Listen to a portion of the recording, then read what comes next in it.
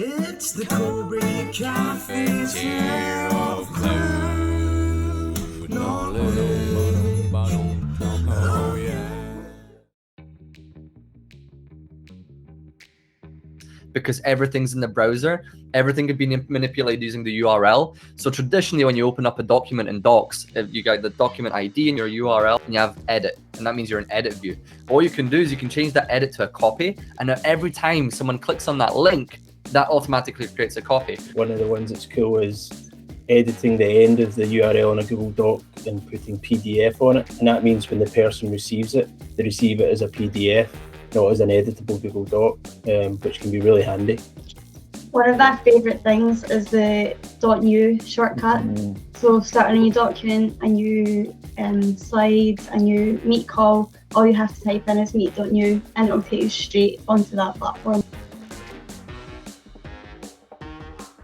They've added a new button. It's on the top right to slide sheets and docs, and it allows you to just press that button and you can present it directly to your meeting. I think it even pulls up all your, if you're not in a meeting right now, it pulls up all your future meetings for that day, so you can start presenting.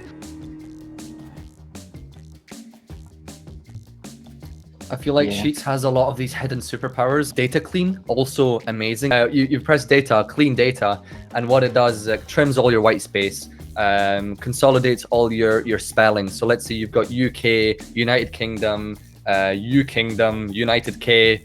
Google picks that up using AI and just goes, that's UK.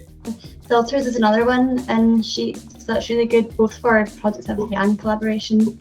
Being able to create filters beforehand so that when you go back to that data, all you have to do is click a button and you've got it formatted the way you need it. And also means that different people can use the same sheet and have it filtered the way that they need to use the data, and just saves a lot of time and a lot of confusion.